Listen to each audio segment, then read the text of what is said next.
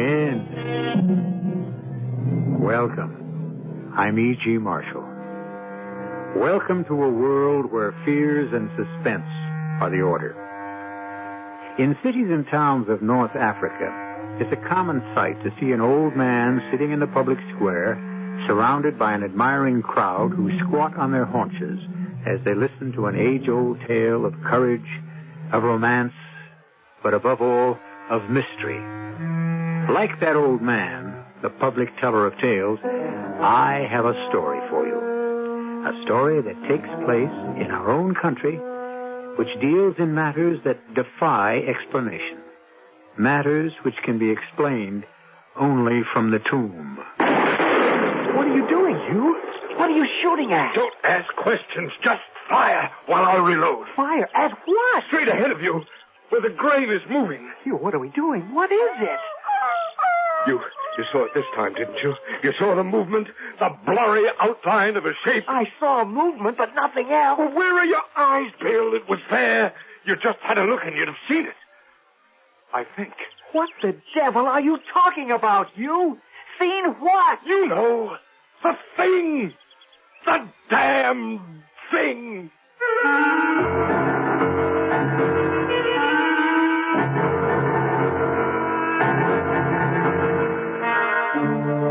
Our mystery drama, The Damned Thing, was inspired by the celebrated American writer Ambrose Bierce. It was especially written for the Mystery Theater by Arnold Moss. It stars Robert Dryden and Joan Tompkins. It is sponsored in part by Buick Motor Division and Sign-Off, the sinus medicines. I'll be back shortly with Act One.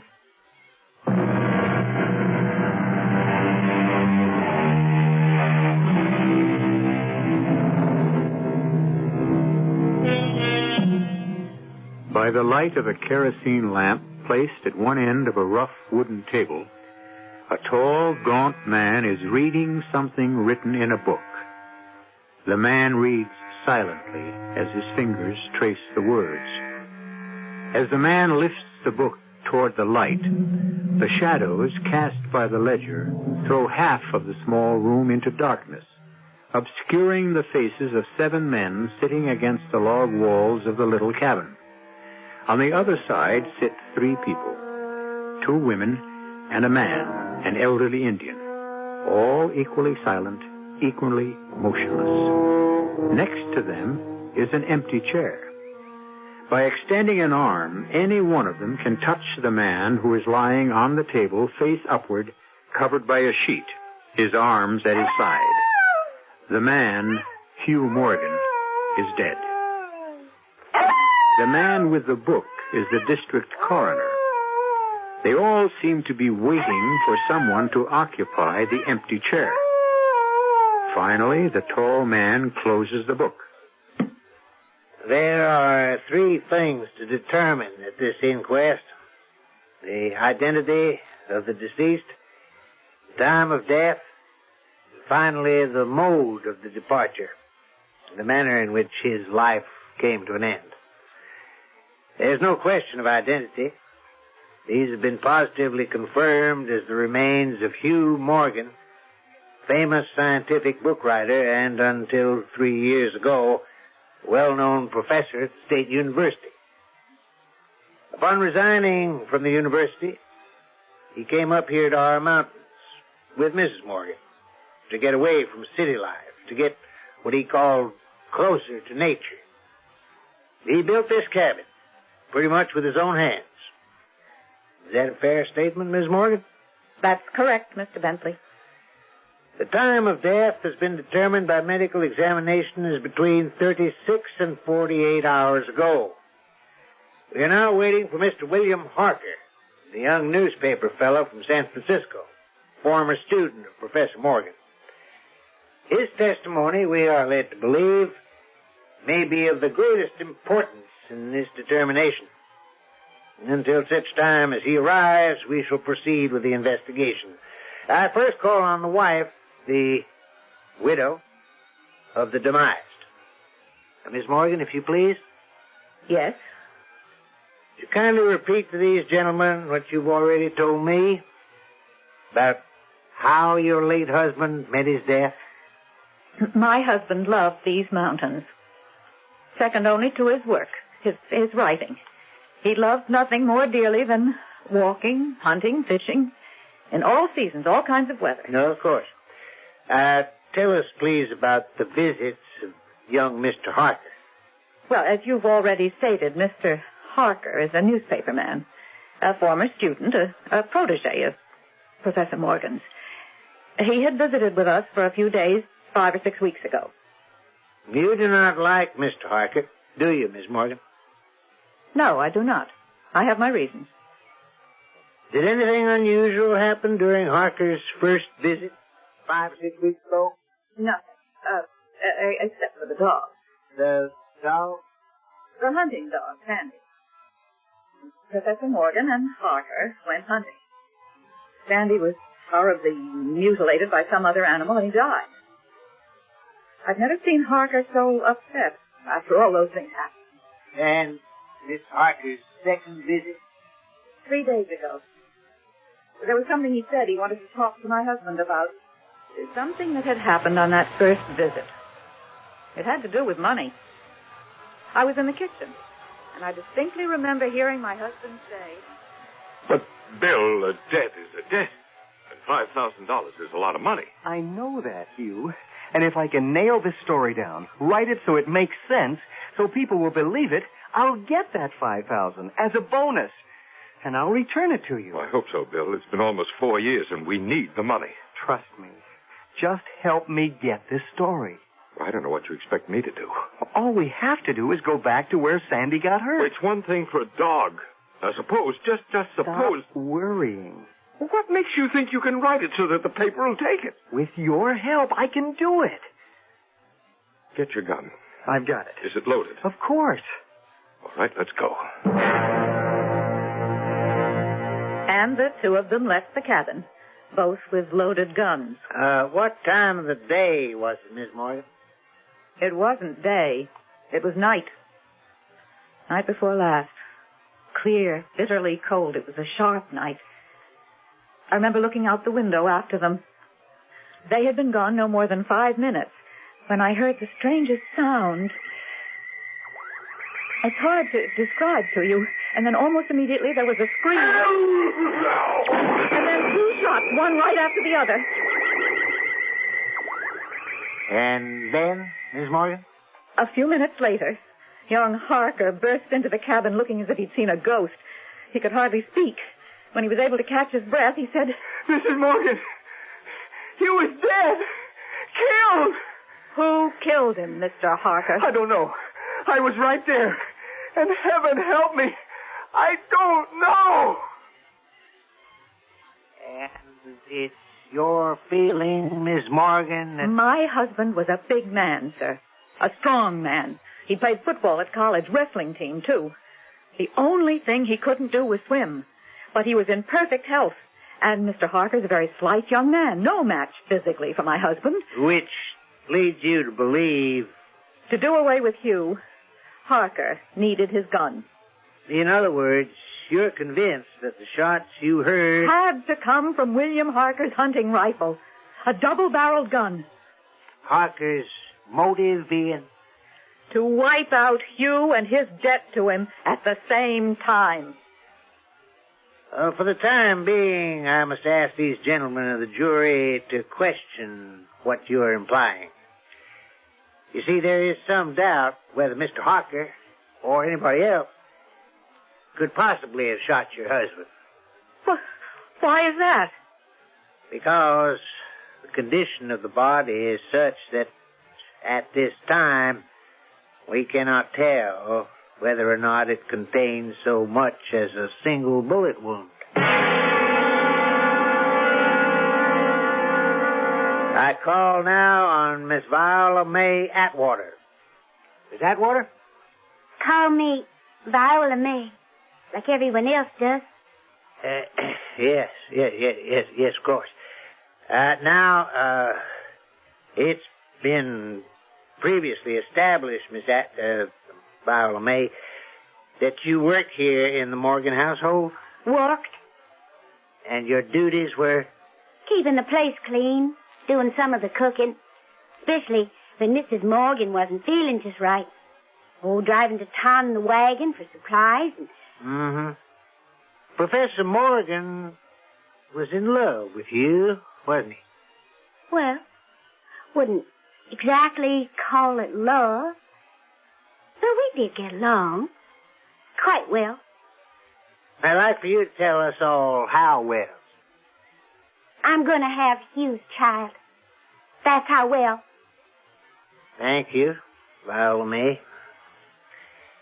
Now, you do understand why we're all here, don't you? Well, I think so. This is not a trial. No one is being accused of anything. Yet. We're just trying to find out the truth. We just want to know what happened night before last. I can tell you. Please do. Well, you know how it was between the professor and me. And for the longest time, he'd been telling me he was going to get rid of Mrs. Morgan some way. But now, she ain't such a fool. She didn't know what was going on. Well, night before last, I was in the kitchen doing the supper dishes. I couldn't help hearing every word they said. How much longer do you think I'm going to put up with this? No one's asking you to put up with anything. A man your age, a man of your reputation, having a sordid affair with a stupid, ignorant girl. Where's your pride? That stupid, ignorant girl is something you never had. That is pretty obvious, dear. I'm talking about things like compassion. In her own simple way, she has a warmth and a tenderness that you've never shown in all the years of our marriage. She understands you, doesn't she? You poor misunderstood... And there's something else, since you've started it. Viola May is going to have my child. I know. I want that child to have my name. I want a divorce. Simple as that. Simple as that. Before I'd let you throw yourself away on a girl like that, and before I'd let you toss me aside like some old worn-out shoe, I'd kill you first. I'm sure you would. Don't push me to where I'd have to prove it. Excuse me, ma'am. The dishes are done. Kitchen's in order. Is there anything else you'd like me to do before I turn in for the night? That'll be all. Thank you. Well, then I'll just say good night. Hugh, I'm going for a walk around the lake. I'll go with you. If you like. After we get back, you can pay a visit to your little friend. And they both went out together. Now, what time of the night would you say it was when they left? Oh, 9:30 maybe. 10 at the latest. What'd you do after they left? Straighten things up a little more. And then? But they wasn't gone very long. Maybe 5 minutes. Not more. When I heard a most peculiar sound, like nothing I'd ever heard before. I can't exactly describe what it was like, and then almost on top of it, there was a scream that went right through me. Go ahead, Viola May. A minute or two later, Mrs. Morgan bust right into the cabin. She couldn't hardly talk. And finally she said, Viola May, Mr. Morgan is dead. Drowned in the lake.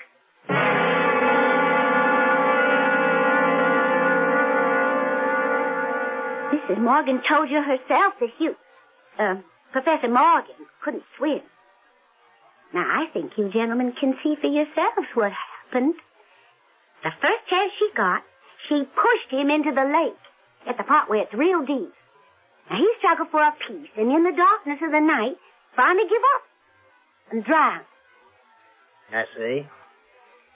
As I've explained before, Viola May, this inquest has been called because there's reason to believe that Hugh Morgan met his end through some kind of foul play. Like I said. Not quite like you said. Chances of Professor Morgan's death coming about as a result of drowning are very slim. Medical examination of the body thus far shows that the lungs seem to be perfectly normal. No water in them. Not a drop.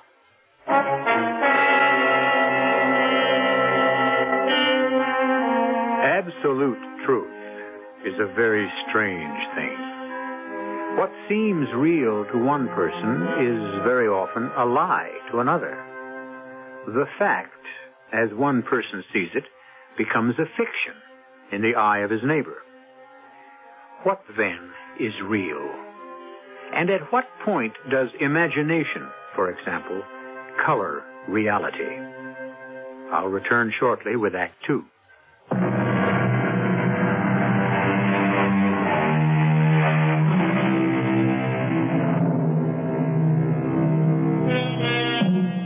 In an isolated cabin high in a deserted area of the mountains of Northern California, a corpse lies cold and rigid on a rough hand-hewn table. The dead man, science writer Hugh Morgan, has come to an unexplained and unnatural end. The district coroner and his jury await the arrival of a man who may turn out to be the key witness in this death. Two other witnesses, the wife and the mistress of the dead man, have already testified. The coroner turns up the wick of the kerosene lamp, calls on a third witness, the elderly Indian who has been sitting in stony silence, listening. Joe Crowfoot? Yes, sir. Joe, you earn your living as a guide to hunting parties, is that right? Yes, sir. I know every stream, every trail, like the back of my hand. Mm-hmm. Would you please repeat for the benefit of these gentlemen what you already told me? What happened night before last? It was about 9:30. I'd put out the lamps and was just about to call it a day.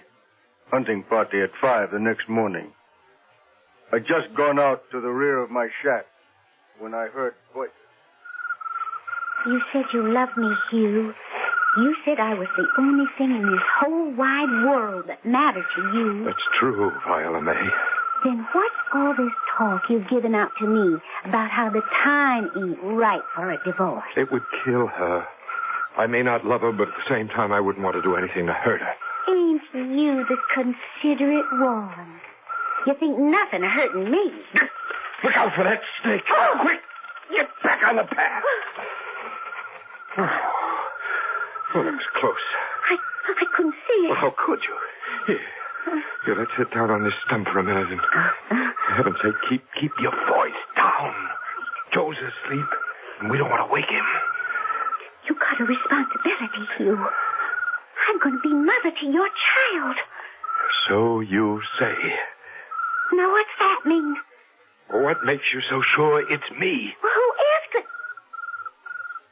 Now, what is in back of that filthy mind of yours? I told you to keep your voice down. I'll tell the whole world what a dirty old man you really are. You little fool. Now, you pull yourself together.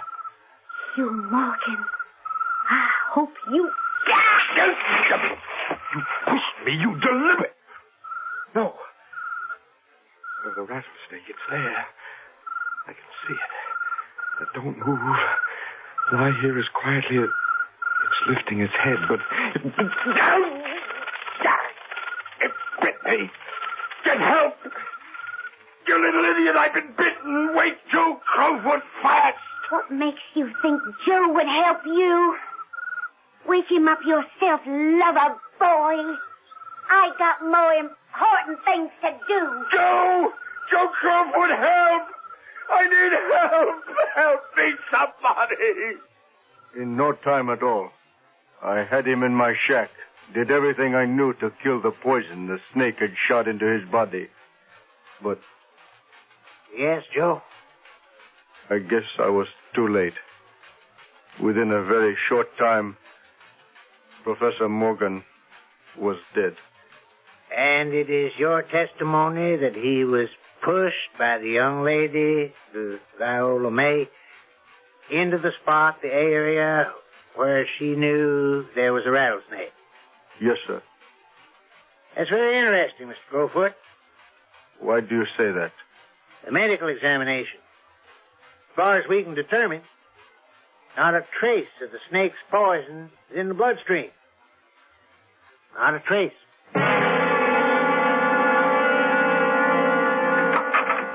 Mr. Bentley, I got here as fast as I could. You, young man, are... I'm William Harker of the San Francisco Press. Forgive me if I've held things up. Oh, delighted to see you, Mr. Harker. I left the minute I got your call. This is not the easiest place to get to. I want to finish this business tonight.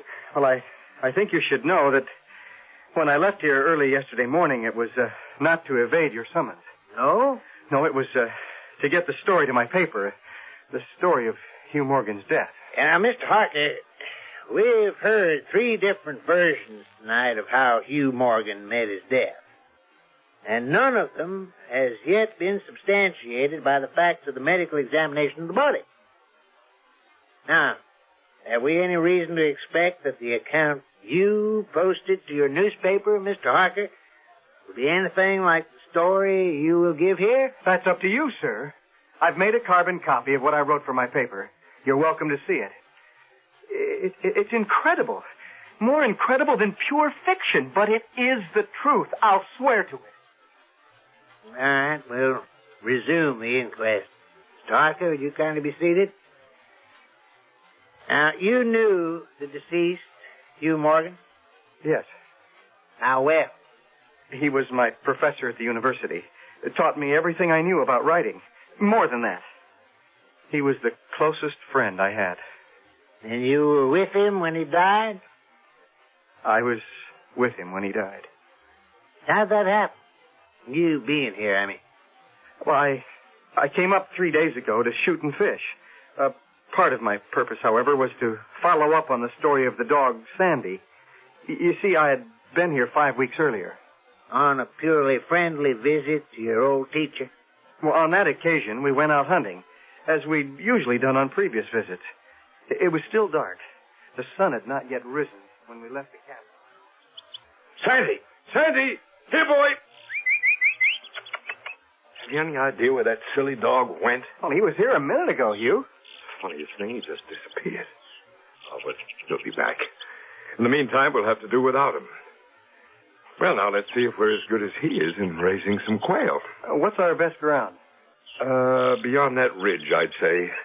We'll have to go through the chaparral to get to it. It's pretty level ground, thickly covered with grain. Let's go, Bill. Hold it, Bill. Hold it. Be very quiet. What is it? Just listen. What is that? I think we've startled a deer. Oh, I wish we'd bought a rifle instead of just shot. Shh, be very quiet. What are you doing, Hugh? You're not going to fill up a deer with quail shot, are you? Is anything wrong? Hugh, have we jumped a grizzly? Cock your gun, Bill. Well, now what? Everything's so quiet. What is it? Just keep your eyes open and your mouth shut. Keep low, very low, and watch. And that's exactly what I did. What happened next? A minute or two went by. Suddenly, there was this weird sound that seemed to come from out of nowhere. It grew louder and louder. It got to the point where I had to put my hands over my ears to shut out the sound. It was so shattering. And then it stopped. As suddenly as it had started. And what did you see, Mr. Harker? Well, up until then, the bushes had been deathly still. Not a bit of movement of any kind. I turned to Professor Morgan and was about to speak when the field of wild oats we'd been watching began to move in the most curious way.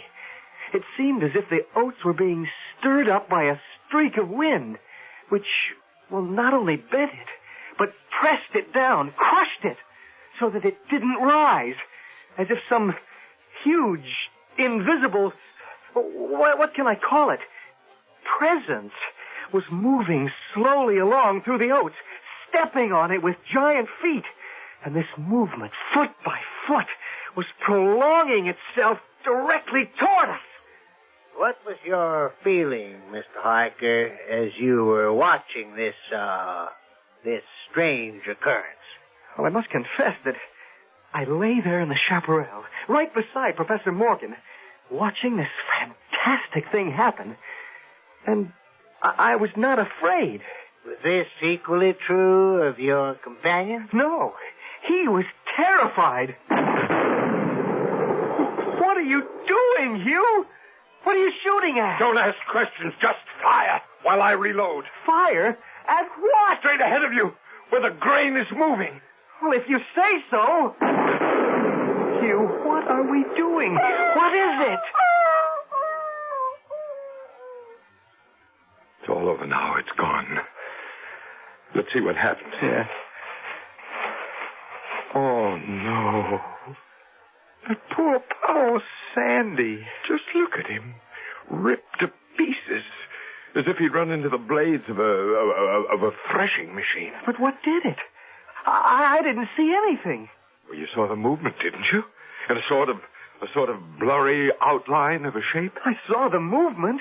Nothing else. Well, where are your eyes, Bill? It was there to see. You just had a look and you'd have seen it. I think.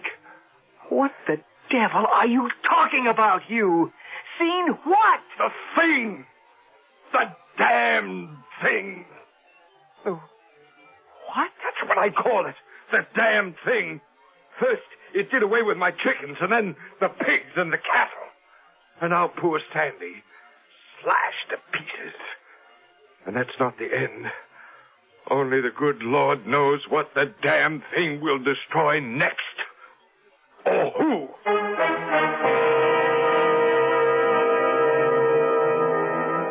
Is it possible that there is a grain of truth in the incredible story Harker has just told? And can Hugh Morgan's fear of a shapeless, sinister force, of a thing that seems to challenge all reason and logic, be justified? We'll find out when I return shortly with Act 3.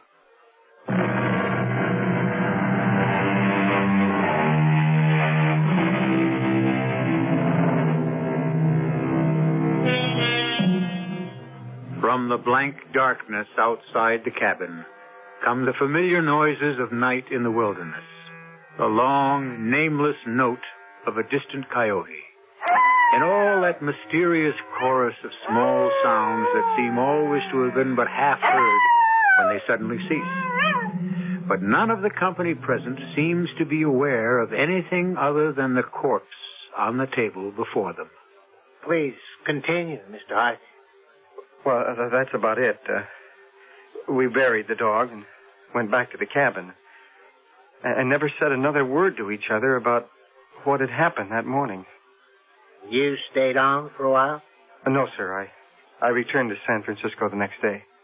And then 5 or 6 weeks later, 3 days ago, you came back again. Why? To fill in some of the blanks. There were too many unexplained things. Tell us what happened night before last. I think Hugh had a pretty good idea of why I had come back so soon after the episode with the dog. It was he himself who suggested that we go out to hunt whatever might be around. I think our best chances are this way, over this ridge. But Hugh, isn't that the same ridge where Sandy... Of course it is, of course. Now, just see that your gun is loaded. It's loaded. Good. Keep your eyes and ears open. We've got a full moon and visibility is real good. Now, if anything... Keep very quiet, Bill. Do you hear anything? No. Nothing. But just be careful. Be very careful. It comes up on you out of nowhere. It gives you no warning. Right. Let it have it, Bill, both barrels. And here's mine. I missed it, Bill. I missed it. Run. Run for your life. You, I don't see anything. What's happened? I was thrown violently to the ground by the impact of something unseen in the haze. Something soft and heavy hurled itself against me with great force. Before I could get back to my feet, I heard Morgan crying out in mortal agony. Mingling with his cries were hoarse, savage sounds, like from the throats of mad dogs fighting each other to the death, snarling and growling. This time I was terrified. I struggled to my feet. I looked for Professor Morgan, and may heaven in mercy spare me from another sight like that. Now, easy, Mr. Harker. Not 20 yards away, my friend was down on one knee, his head thrown back at a terrifying angle. His hat was gone. His long hair was in disorder. His whole body was convulsed with violent movements from one side to the other, backward and forward. His right arm... Yes? It was lifted, and it didn't seem to have a hand. At least I could see none. The other arm was completely invisible. Morgan seemed like a wrestler of some kind, determined and yet overcome, beaten by a force of superior weight, greater strength. And all this time, all you saw was Morgan? Yeah. Nothing else? Nobody else? No, just him. And then, not always distinctly. And throughout the whole thing, such sounds of rage and fury as I have never heard in my life, from man or beast. Now, what, if anything, did you do to help your friend? Well, I ran toward him. I had a funny kind of feeling that he was suffering from a fit or from some kind of convulsion. I looked up, and by the light of the moon, I could see, as I had weeks before, the same mysterious movement of the wild oats, retreating, rolling itself back from the place where Hugh lay, toward the edge of the woods. When I got there, I looked down at my friend. He was lying on his back, absolutely still and quiet. He was dead.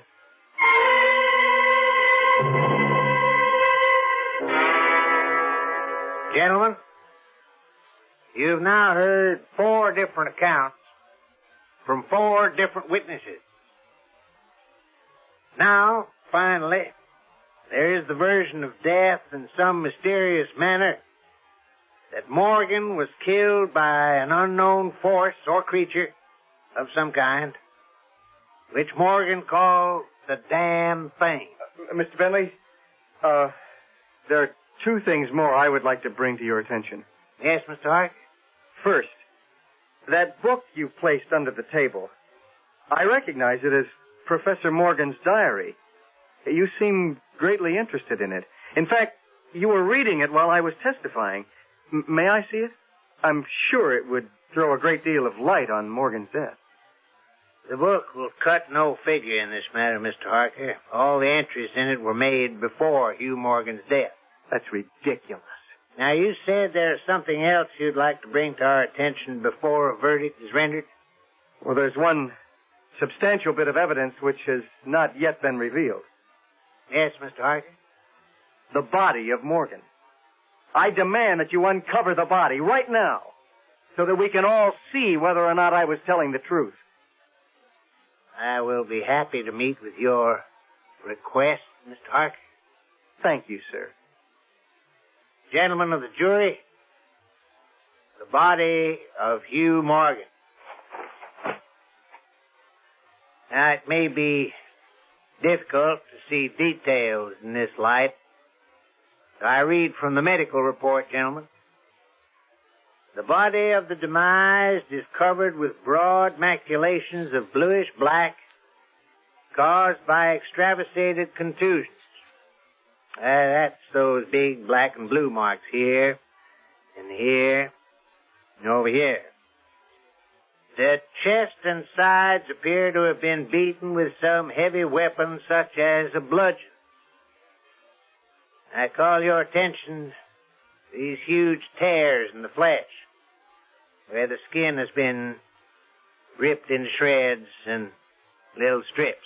Might we know why there's that silk handkerchief passing under the chin and knotted on top of the head?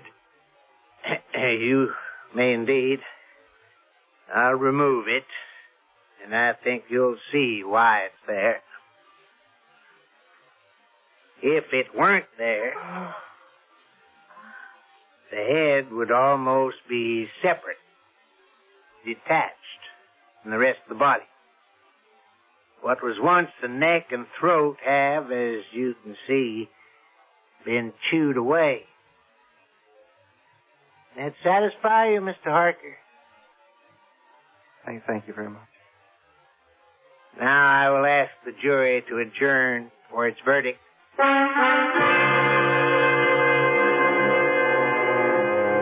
We, the jury, do find that the remains of Professor Morgan come to their death at the hands of a mountain lion. You can't mean that! Just the same, there is some of us thinks that the remains was subject to a simple case of fits.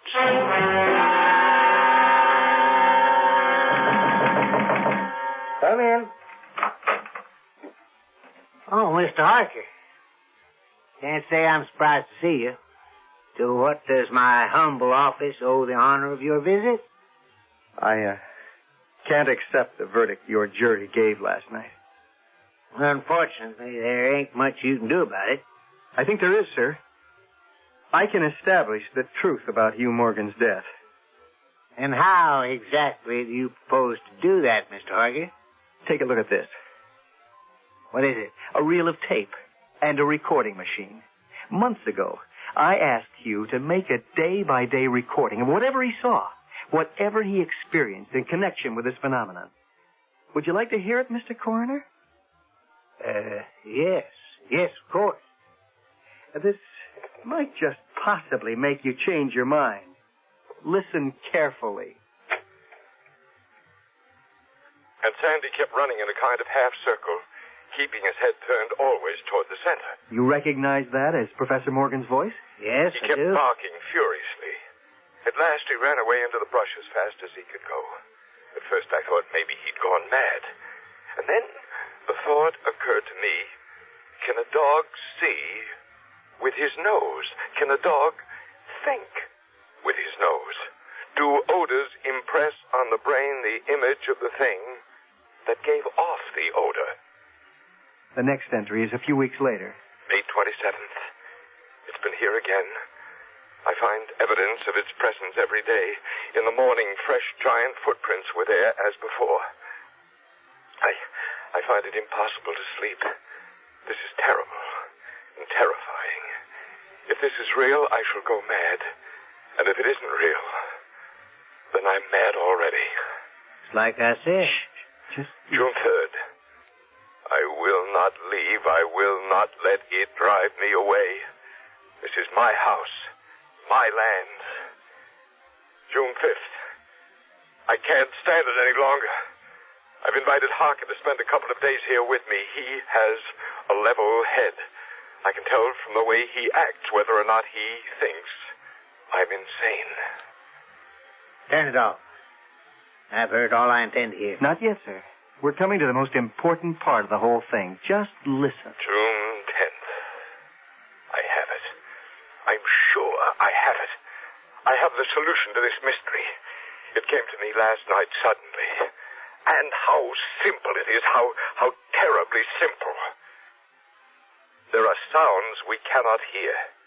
At either end of the scale there are notes that imperfect instrument the human ear cannot grasp. They're either too high in pitch or too low. It's like those whistles that they make for dogs. The dogs can hear it, but the tones are too high for the human ear. Mr. Harker, Listen, please. As it is with sounds, so it must be, so it is with colors. Things that are visible to the eye, things that are not visible, are all of them ruled by the same phenomena that govern sounds. At one end of the solar spectrum, there are infrared waves and ultraviolet waves at the other. None of them are visible to the human eye. The eye can only see a few octaves of this huge band of colors, the band between the infrared and the ultraviolet. Now I know that I am not mad. There are colors that we cannot see. And heaven help me, the damned thing is of such a color. Well? Yes? That's what killed Morgan. I was there. I saw it happen. Mr. Harker, you play this tape for anybody, and they'll swear that Professor Morgan was as crazy as a loon. I don't think you'd want that, would you? What are you going to do? Now, please have that real tape. Now, I love the truth as well as the next fella. The world needs the truth.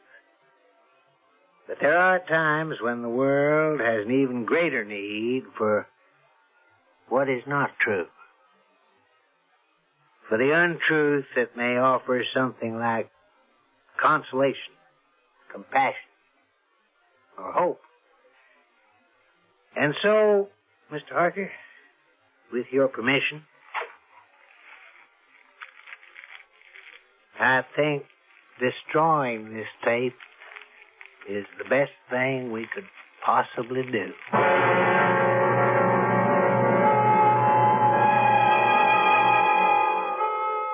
As the last foot of tape turned into ashes, the skies opened up and it began to rain.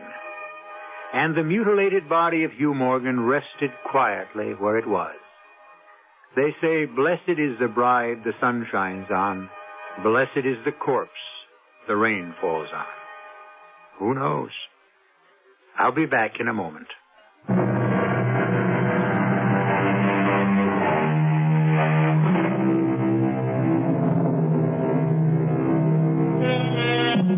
An interesting footnote on Ambrose Bierce, the American writer on whose story, The Damned Thing, our tale was based. In 1913, he left his work, disappeared into Mexico, and every trace of him was lost forever. Never heard from again. Is it just possible that he, like Hugh Morgan, met his end at the hands of some damned thing? Who knows? Our cast included Arnold Moss, Robert Dryden, Joan Tompkins, Evie Juster, and Bob Caliban. The entire production was under the direction of Hyman Brown. And now, a preview of our next tale. Even tricks go wrong sometimes, don't they? Yeah, they do. Did anything like that ever happen to your husband? Well, yeah, once. He couldn't open the lock on his handcuffs. See, he had a key hidden in the cuff of his trousers, but it slipped out of his hand and fell between the cracks of the floorboard. He wasn't hurt or anything. It was just a wicker basket escape on stage. I see. But if anything like that happened now, I mean, at the bottom of a lake. But that would be terrible. It'd be awful. Yeah. It would be really tragic. I don't want to think about any such thing. I just don't want to think about it. No, of course not, Wanda. At least we won't think about it tonight. Radio Mystery Theater was sponsored in part by Anheuser-Busch Incorporated, brewers of Budweiser.